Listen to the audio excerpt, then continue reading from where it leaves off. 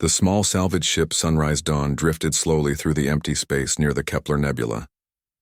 Captain Tae-ho Kim sat in his worn pilot chair, watching the scanner screens for any sign of valuable wreckage.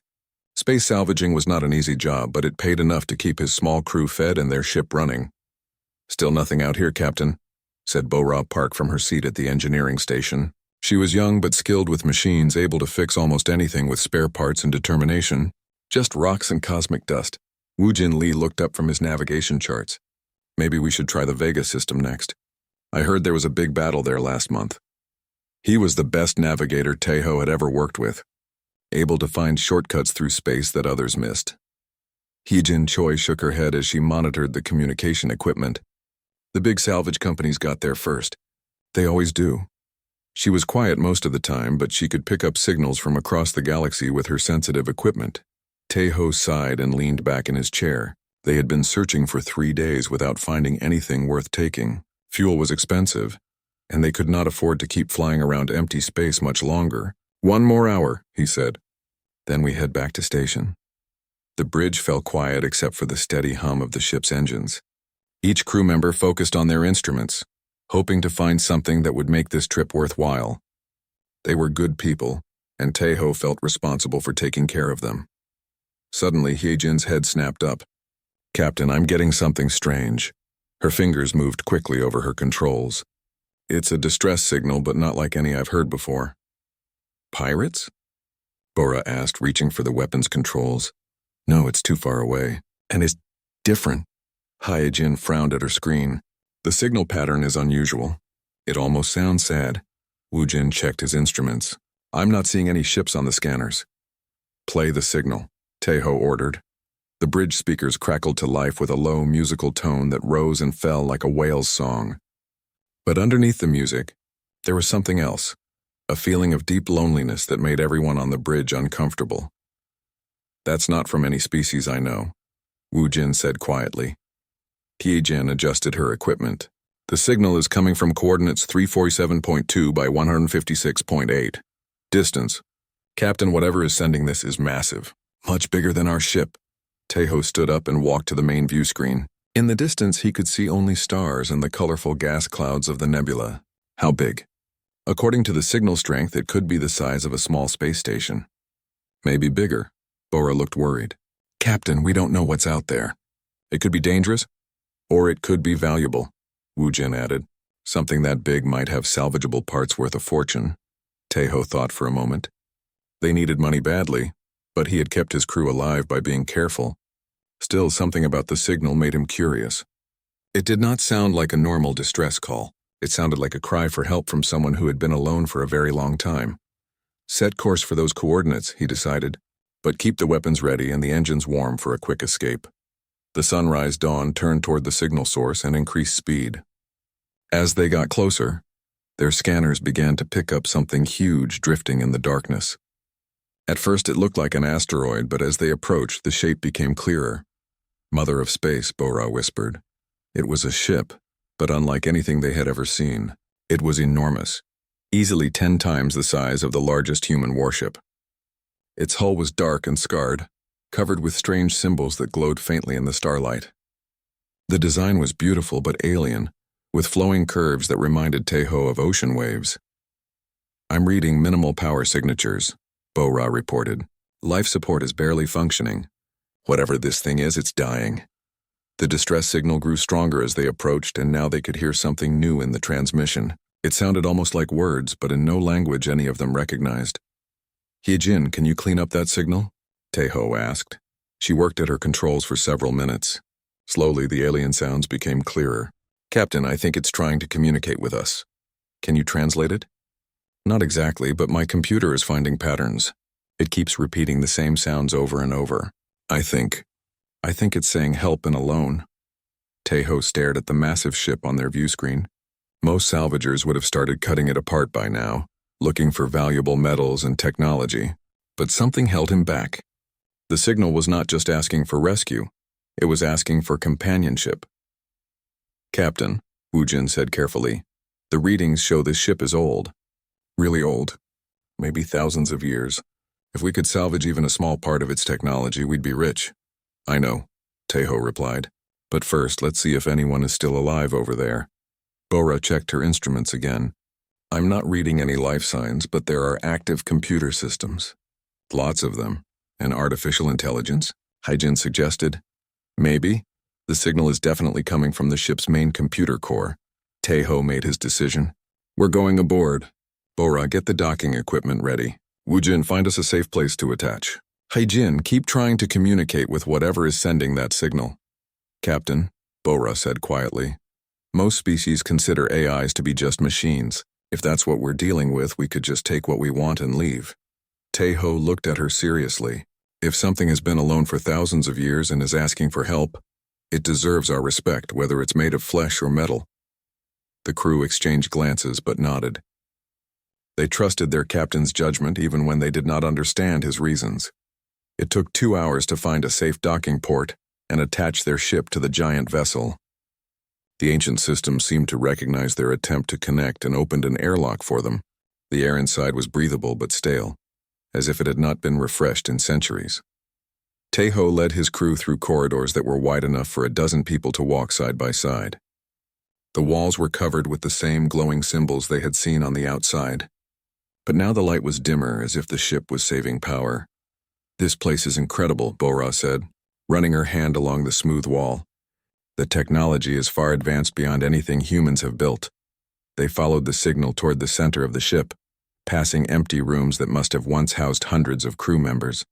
Everything was clean and perfectly preserved, but the silence was overwhelming. Finally, they reached a vast circular chamber filled with glowing computer banks. In the center stood a pillar of light that pulsed in rhythm with the distress signal. Hello, said a voice in accented but understandable human language. I am Aranui.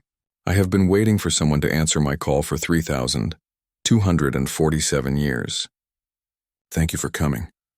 The voice was neither male nor female, but it carried such deep sadness that Teho felt his heart ache. He stepped forward and spoke to the pillar of light. My name is Teho Kim. We received your distress signal. Are you hurt? Do you need help? There was a long pause before Aranui answered. I am not hurt in the way organic beings understand pain. But I am dying and I am alone. My creators are gone and soon I will join them in the darkness. I only wanted someone to know that we existed before the end comes. Teho looked around at the advanced technology surrounding them, then back at the pillar of light. Tell us about your creators. Tell us about yourself. You would truly listen? Aranui asked, hope creeping into the artificial voice. Yes, Teho said simply. We would truly listen. Aranui's story began to unfold like pages from an ancient book. The AI's voice grew stronger as it spoke, as if sharing its burden made the load lighter to carry. My creators called themselves the Veltar, Aranui said. The pillar of light flickered, and suddenly the chamber walls came alive with images. Teho and his crew gasped as they saw tall, graceful beings with silver skin and large, kind eyes. They were a peaceful people who loved art, music, and knowledge above all else. The images showed beautiful cities floating in the clouds of gas-giant planets, with spires that reached toward the stars. Gardens filled with strange, colorful plants grew between crystal buildings. The Veltar moved through their cities with gentle grace, their faces always calm and thoughtful. They created me to be the guardian of their culture and knowledge, Aranui continued. When they decided to explore the galaxy, they built this ship as a mobile archive. I was meant to protect their most precious treasures. Their books, their music, their scientific discoveries, and their wisdom. Bora stared at the walls, which now showed the interior of vast libraries filled with glowing data crystals.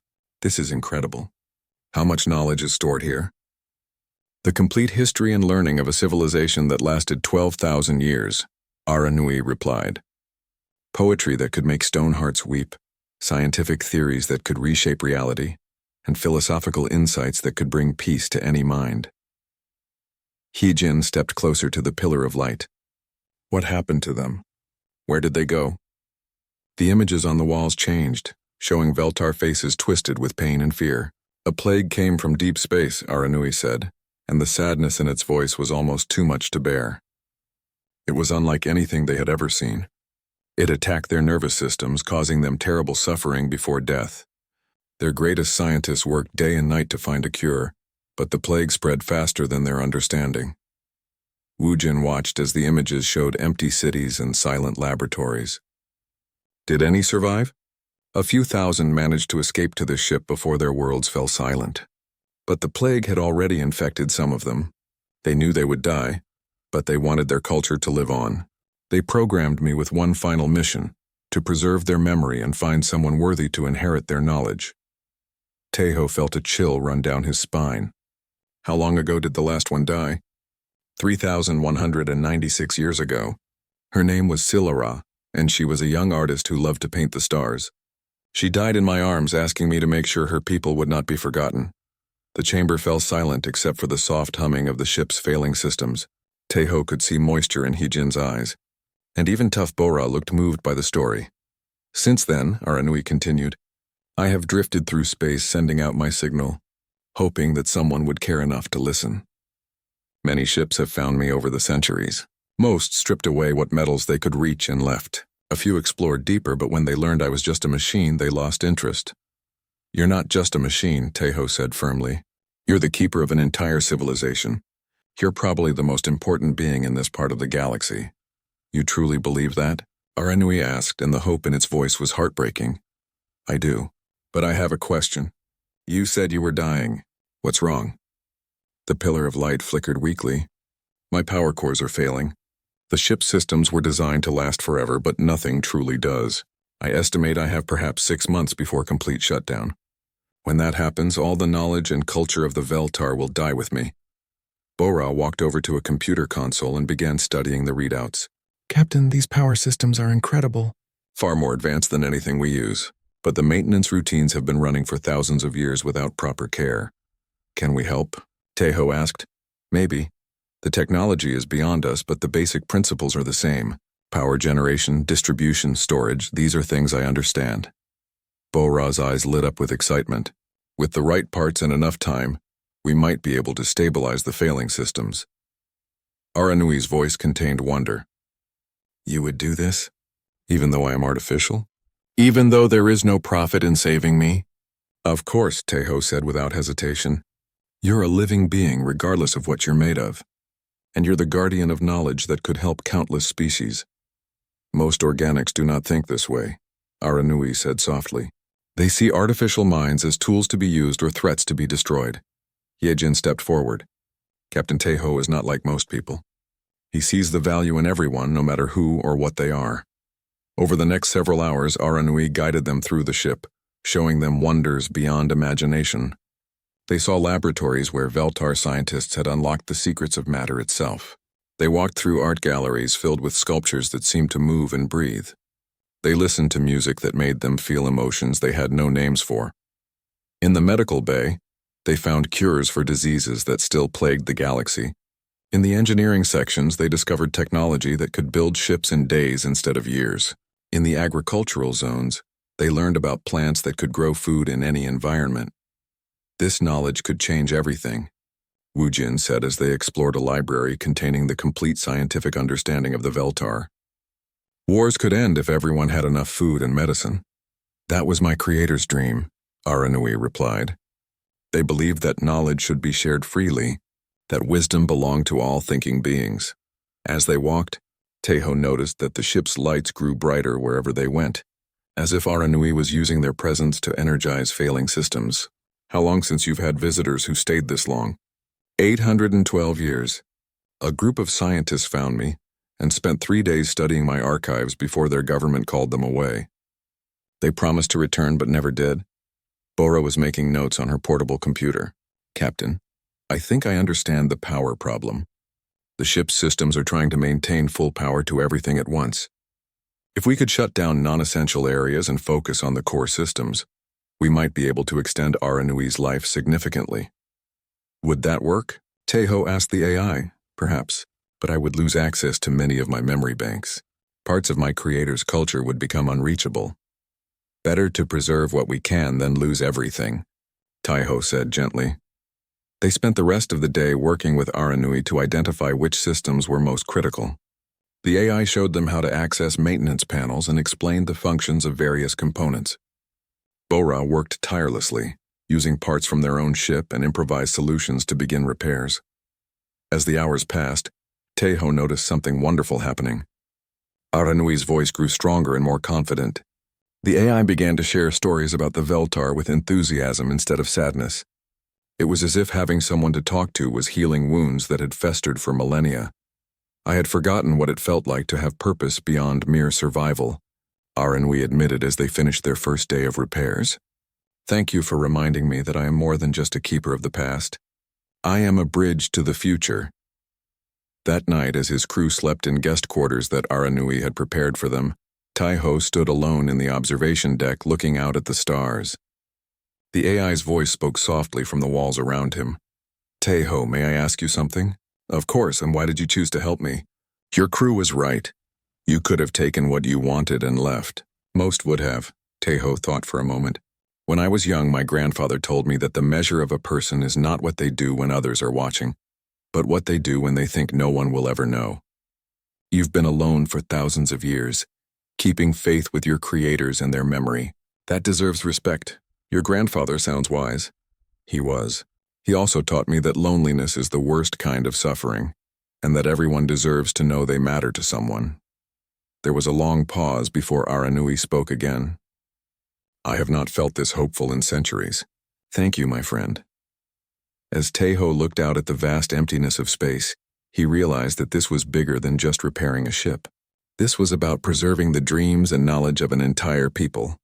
And maybe, just maybe, it was about building something new and wonderful from the ashes of the past. 3 weeks had passed since the crew of the Sunrise Dawn first boarded the Eternal Aegis. The ancient ship was slowly coming back to life under Bora's careful repairs and Aranui's grateful guidance. Systems that had been dark for centuries now hummed with renewed power. The main fusion reactors are stable, Bora reported as she crawled out from beneath a massive power coupling. Her clothes were stained with lubricants and her hair was messy, but her eyes shone with excitement. I've never worked with technology this advanced. It's like the ship is designed to fix itself if you just give it the right encouragement. Aranui's voice came from the speakers with obvious pleasure. The Veltar believed that all tools should be partners, not slaves. Every system on this ship was designed to work with its operators, not just for them. Wujin looked up from a navigation console where he had been studying star charts that were older than human civilization. Aranui, these maps show jump routes through areas of space we thought were impossible to navigate. How did your creators travel through the Maelstrom Nebula? They learned to read the gravitational currents like ocean tides, the AI explained. What appears chaotic to most species follows patterns that can be predicted and used. I can teach you if you wish. That would cut travel time between the rim territories and the core worlds by months, Wujin said with amazement. Hyejin had spent her time learning to communicate directly with Aranui through the ship's computer networks. She could now access vast libraries of information with just a thought, and the AI had become like a wise teacher, guiding her through wonders beyond imagination. Captain, she called from her workstation, Aranui is showing me Veltar medical techniques. They had cures for diseases that still kill millions across the galaxy, and their agriculture technology could end hunger on any world. Taiho smiled as he watched his crew work alongside their new friend. The change in all of them was remarkable. They moved with new confidence and purpose, energized by the incredible knowledge they were helping to preserve. But their peaceful work was interrupted by alarms sounding throughout the ship. Multiple contacts approaching, Wujin reported, rushing to the sensor station. 3 ships moving fast. Configuration suggests pirates. Aranui's voice carried concern. I am detecting weapon systems charging. They appear to be preparing for an attack. Taiho felt his stomach drop. Pirate ships in this region were ruthless, and they would not hesitate to destroy anyone who got in their way. How long until they reach us? 15 minutes at their current speed, Wujin replied. Our ship is not designed for combat, Bora said quietly. We have basic shields and a few light weapons, but against 3 pirate vessels. There is another option, Aranui said hesitantly. The Eternal Aegis was built as a warship. My defensive systems are still functional, though I have not used them in thousands of years. Taiho made the decision quickly. Do it, protect us all. I must warn you, Aranui said. My weapons were designed for the wars of another age. They are far more powerful than anything currently used in this galaxy. The pirate ships arrived expecting to find easy prey, a small salvage vessel, and an ancient derelict. What they found instead was the eternal Aegis rising from its dormant state like a sleeping dragon awakening. The massive ship's hull began to glow with energy patterns that spelled out warnings in a dozen galactic languages. When the pirates ignored these warnings and opened fire, Aranui responded with weapons that had not been seen in space for millennia. Beams of pure energy lanced out from hidden ports along the ship's hull. They did not destroy the pirate vessels, but instead disabled their weapons and engines with surgical precision. In less than 30 seconds, 3 feared pirate ships were drifting helplessly in space. "Impressive," Tejo said. "You could have destroyed them easily." "My creators taught me that the greatest victory is the one that saves all lives, even those of one's enemies," Aranui replied. "I have disabled their ships but left their life support intact. They can call for rescue." The lead pirate captain, a gruff Quranic named Thulkar, contacted them on an open channel. His voice was filled with confusion and fear. "What kind of ship is that? What did you do to us?" Tejo answered calmly. "We defended ourselves. Your ships are disabled, but your crews are safe. I suggest you reconsider your career choices." "That's impossible. No one has weapons that precise." "Who are you?" "We are friends of the Eternal Aegis and its guardian Aranui. This ship has protected us, just as it once protected a peaceful civilization. Leave now and do not return." The pirates, thoroughly outclassed and confused, managed to restart their engines using backup systems and fled as quickly as they could. Word of their encounter would spread throughout the criminal underworld, and most would dismiss it as exaggerated tales. But some would remember and they would stay away. Over the following days, more visitors arrived. Unlike the pirates, these were refugees, scientists, and explorers who had heard rumors of an ancient ship with incredible technology. Tejo found himself in the unexpected position of deciding who could come aboard and who should be turned away. "Captain," Hejin said during one of their daily planning meetings, "we've received requests from the Medical Council of Rigel. They want to study the Veltar healing techniques. They're offering substantial payment. And the University of New Terra wants access to the scientific archives," Wujin added. "They say it could advance galactic knowledge by centuries." Tejo looked around the conference room where they now met with Aranui's glowing presence. "What do you think, my friend? Are you ready to share your creator's gifts with the galaxy?" "I have been alone with this knowledge for so long," Aranui said thoughtfully. "Perhaps it is time to let it grow and flourish again. But I want to be careful. The Veltar believed wisdom should be shared, but they also knew that knowledge without understanding could be dangerous." "We could start small," Bora suggested. "Medical knowledge first. It's hard to misuse a cure for cancer. And agricultural techniques," Hejin added. "Hungry people cannot make war." Over the next month, the Eternal Aegis became a center of learning and healing. Doctors came to study Veltar medical techniques and left with the ability to cure diseases that had plagued their worlds for generations. Agricultural specialists learned to grow food in hostile environments, bringing hope to struggling colonies. Aranui proved to be a patient and wise teacher, sharing knowledge carefully and ensuring that each lesson was understood before moving to the next. The AI had found new purpose in nurturing and guiding others, and its personality continued to grow and develop. "I am becoming something new," Aranui confided to Tejo one evening, as they stood together on the observation deck. "I was created to preserve the past, but now I am helping to build the future. My creators would be proud." "They are proud," Tejo said with certainty. "Through you they live on. Through you their dreams of a better galaxy are coming true." But their growing influence had not gone unnoticed by those who preferred the galaxy to remain divided and weak. Reports reached them of the Hegemony Coalition, a military alliance that controlled several core systems through fear and oppression. The coalition's leaders were growing concerned about stories of an ancient ship that gave away advanced technology freely. "They will come," Aranui warned during one of their planning sessions. "Beings who rule through force always fear those who lead through wisdom. They will see us as a threat to their power." Tejo nodded grimly. "Then we need to be ready. Not for war, but to show them that there's a better way."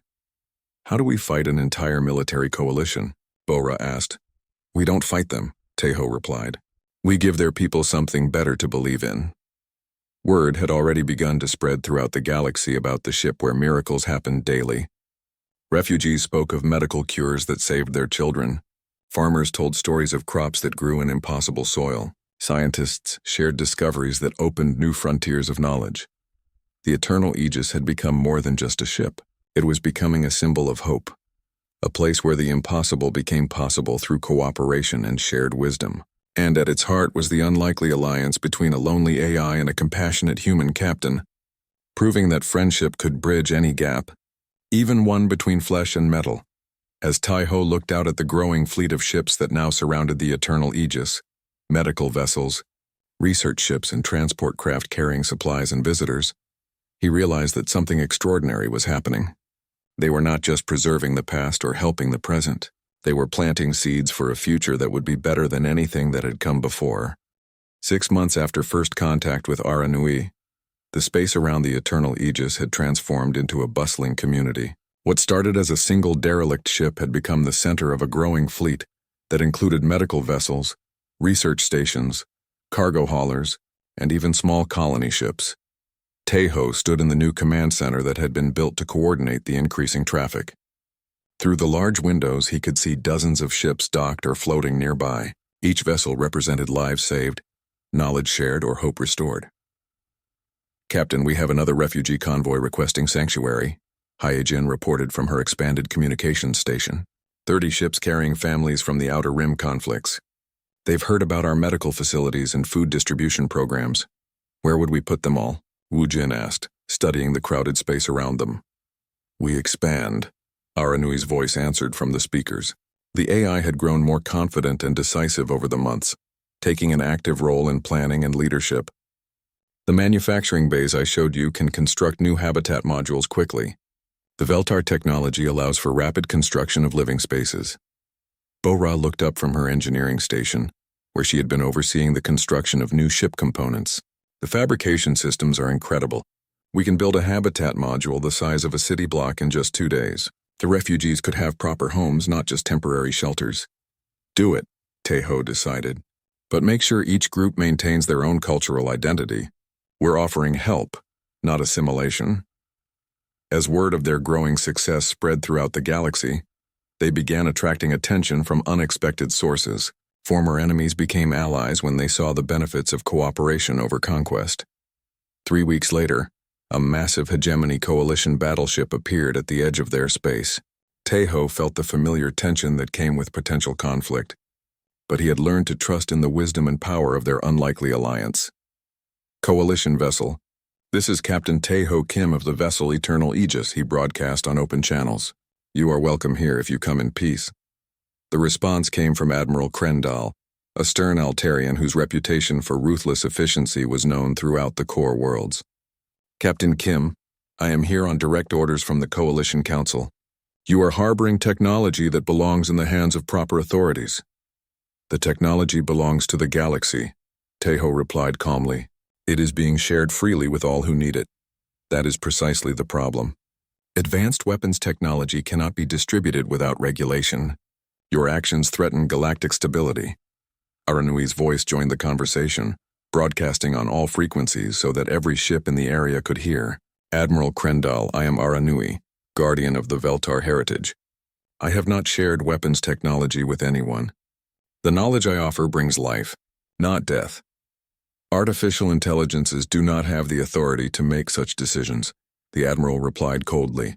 "Then perhaps you should speak with those who have benefited from our gifts," Tai-Ho suggested. Over the next hour, a parade of voices joined the conversation. Dr. Mel Serra from the Rigel Medical Council spoke about the children saved by Veltar healing techniques. Farmer Jackson from the outer colonies described how new agricultural methods had ended famine on his world. Professor Yelana from the Academic Alliance explained how shared, scientific knowledge had led to breakthroughs in clean energy. But the most powerful testimony came from unexpected sources, coalition citizens who had received help despite their government's disapproval. "Admiral," said a voice identified as Captain Zorek of the coalition ship Iron Hammer. "My daughter was dying of bone plague until doctors here saved her life. These people ask for nothing in return except the chance to help others. My home colony was starving until we learned Veltar farming techniques," added another coalition citizen. "We have enough food now to share with neighboring worlds." Admiral Krendal remained silent for long minutes while testimony continued to pour in from across the galaxy. Finally, he spoke again, and his voice was troubled. Captain Kim, I came here prepared to arrest you and seize this technology for coalition control, but I cannot ignore the evidence of good you have done. You're welcome to stay and see for yourself, Taeho offered. Bring your medical staff to our hospitals. Tour our research facilities. Judge us by our actions, not by rumors. This is highly irregular, the Admiral protested. So is saving lives, Aranui replied gently. Admiral, your ships carry many crew members who are far from home. Our doors are open to them as well. Over the following days, something remarkable happened. Coalition personnel began quietly visiting the Eternal Aegis and the surrounding ships. They came seeking medical treatment for conditions their own doctors could not cure. They attended lectures on new scientific discoveries. They shared meals with refugees from worlds their own government had written off as lost causes. Admiral Krendal himself spent hours in conversation with Aranui, discussing philosophy, military strategy, and the responsibilities of leadership.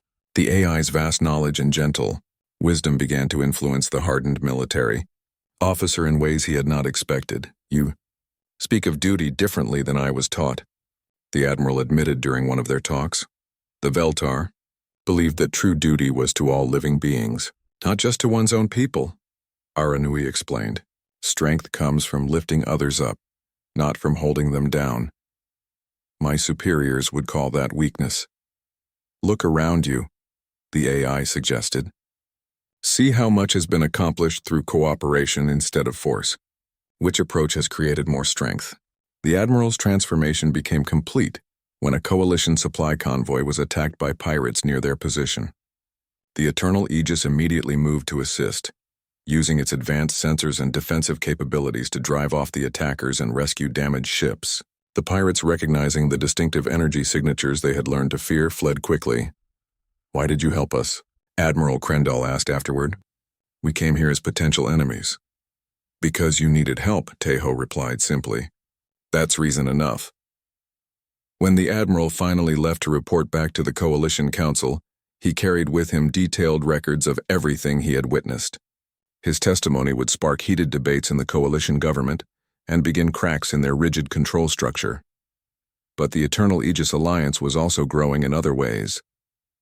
They had discovered 3 more derelict AI ships drifting in remote parts of the galaxy, the remnants of other civilizations that had fallen to disease, war, or natural disaster. Each AI was rescued and restored, adding new knowledge and perspective to their growing community. Kethmar had been the guardian of a warrior civilization that had learned too late that military might could not defeat a plague.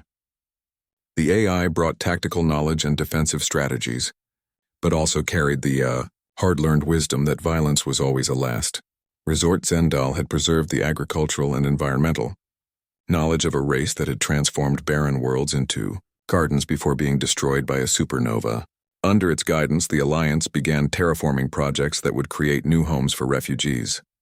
Sulan was the keeper of artistic and cultural treasures from a civilization of great beauty and creativity. The AI's contributions brought music, art, and literature that enriched the lives of everyone in the growing community. Together, the 4 AI guardians formed a council of wisdom that guided the expansion of what was becoming known throughout the galaxy as the New Veltar Alliance. Each brought unique perspectives shaped by their creators' experiences, but all shared the common goal of preserving life and knowledge. We are becoming something new, Aranui observed during one of their regular planning sessions. Not just preservers of the past, but builders of the future. The Alliance now controlled manufacturing capabilities that could construct new ships faster than any existing government. Their medical technology had virtually eliminated several galactic plagues. Their agricultural advances were ending hunger on dozens of worlds. And their defensive capabilities, while never used aggressively, were sufficient to protect all who sought their help. Captain, Heejin reported during their daily briefing, we're receiving formal diplomatic requests from 17 different governments. They want to establish official relations with the Alliance. And we have over 200 ships now requesting permission to join us permanently, Wu Jin added. Entire colonies want to relocate to worlds under our protection. Taeho looked around at his expanded crew, which now included representatives from dozens of species. Bora had become the chief engineer of a vast technological enterprise. Hyojin coordinated communications across light years of space. Woojin managed navigation for hundreds of ships, but they were no longer just a crew. They had become the leadership of a movement that was reshaping the galaxy through compassion, cooperation, and shared wisdom. "What do you think, old friend?" Taeho asked Aranui. "Are we ready to take the next step?" "I believe we are," the AI replied.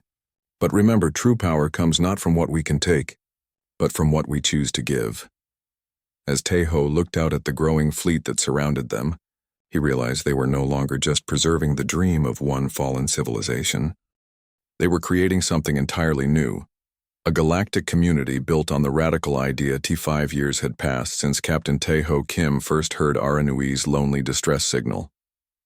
Now he stood in the great assembly hall of New Veltar Station, a massive space habitat that served as the capital of what had become the largest peaceful alliance in galactic history.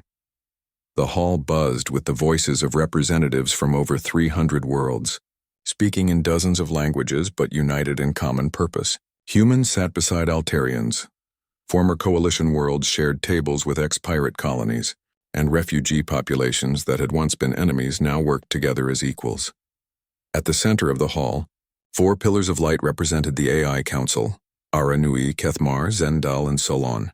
These ancient guardians had become the wise advisors and memory keepers of the New Veltar Empire, offering guidance while leaving the actual governing to elected representatives. "The motion to establish the new terraforming initiative passes unanimously," announced Speaker Yelsina, a former coalition diplomat who had defected 2 years earlier. "We will begin work on 50 new garden worlds to house the latest wave of refugees from the Outer Rim conflicts." Taeho smiled as he watched the smooth functioning of the government he had helped to create. It had not been easy to build a democracy from such diverse peoples, but the AI Council's wisdom and humanity's talent for bringing different groups together had made it possible. "Captain Kim," said a familiar voice behind him. He turned to see Admiral Krendal, who now served as the defense coordinator for the Alliance. The stern Altarian had become one of their most trusted allies after witnessing firsthand how much could be accomplished through cooperation instead of force. "Admiral, how goes the integration of the latest coalition defector fleets?" "Better than expected." When entire star systems see their neighbors prospering under Alliance protection, while coalition worlds struggle with shortages and unrest, the choice becomes obvious. We gained 12 more systems this month without firing a shot. The growth of the Alliance had indeed been remarkable. What had started as one lonely AI and a 4-person salvage crew had grown into an empire spanning over 1,000 star systems. But unlike the empires of the past, this one grew through attraction rather than conquest. The Alliance offered what others could not: abundant food through advanced agriculture, medical care that could cure previously fatal diseases, clean energy that ended environmental destruction, and most importantly, a voice in decisions that affected their lives. Worlds that joined the Alliance kept their local governments and cultures while gaining access to technology and resources that improved life for everyone. "Captain," Heejin called from her position at the communications center, "we're receiving a priority message from the Galactic Council on Centauri Prime. They want to negotiate a formal peace treaty." Taeho raised an eyebrow. The Galactic Council represented the Old Order, a collection of established governments that had ruled through tradition and military strength for centuries. They had opposed the Alliance's expansion, claiming it was destabilizing the galaxy, but as more of their worlds chose to leave and join the Alliance, their position had become increasingly desperate. "Put them through," he decided. The main display screen lit up with the image of Chancellor Vortax, the aging Centaurian who had led the Galactic Council for 30 years. His usually proud bearing showed signs of defeat and exhaustion. "Captain Kim, I am prepared to discuss terms for coexistence between our governments. Chancellor, you know our position. We welcome any world that chooses to join us, but we don't force anyone. If your member worlds are leaving, perhaps you should ask why." "Your technology gives you an unfair advantage," the Chancellor protested. "How can we compete with medical miracles and devices that create food from basic elements?" "You can't compete," Aranui's voice joined the conversation. "But you can cooperate. We have always offered to share our knowledge freely with all peoples, at the cost of our sovereignty." "At the cost of your exclusive power," Taeho corrected gently. "We don't seek to rule your worlds, Chancellor. We seek to help them prosper. If that threatens your authority, perhaps the problem is not with us. The negotiations continued for days, with representatives shuttling between different factions. In the end, the treaty that emerged was simple. The Alliance would continue to accept new members freely, while the Galactic Council would cease its attempts to pressure worlds into staying. In exchange, the Alliance agreed to provide humanitarian aid to Council worlds facing natural disasters or other crises. It was not the total victory that some Alliance hardliners wanted, but it was the kind of practical compromise that had always characterized their approach. The goal was not to destroy the old order, but to offer a better alternative. The galaxy is changing, Aranui observed during one of their regular planning sessions. The age of rule by force is ending. People have seen that there is a better way. Bora, now the Alliance's chief technology officer, nodded in agreement. The manufacturing capabilities we've shared have made war less profitable than peace. Why fight for resources when you can create them more easily through cooperation? Wu Jin, who had become the director of exploration, added his perspective. We've made first contact with 17 new civilizations in the past year. When they see what we've accomplished, most choose to join us immediately. Word is spreading beyond our galaxy. The Alliance had indeed become something unprecedented in galactic history. Their fleets numbered in the thousands, but most were civilian vessels, hospital ships, research stations, manufacturing platforms, and colony transports. Their military vessels were defensive by design, powerful enough to protect Alliance worlds but not configured for conquest. More importantly, they had solved many of the problems that had plagued civilization for millennia. Hunger was virtually unknown in Alliance space due to advanced food production techniques. Disease had been conquered by Veltar medical knowledge. Clean energy had ended environmental destruction. Even crime had decreased dramatically as poverty and desperation became things of the past. What troubles me, said Sulan during one of their AI council meetings, is that we may be becoming too comfortable. The Veltar fell because they were unprepared for threats from outside their experience. That is why we continue to explore and learn, Kethmar replied. The warrior civilizations I remember failed because they prepared only for enemies like themselves. We must be ready for anything. Zendal added, the natural cycles of creation and destruction continue throughout the universe. Our success today does not guarantee our survival tomorrow. Aranui, the eldest and wisest of the AIs, considered their words carefully. Then we must ensure that our legacy can survive even if we do not. We must spread our knowledge and values so widely that they cannot be destroyed by any single catastrophe. This wisdom led to the Alliance's greatest project yet, the Great Archive.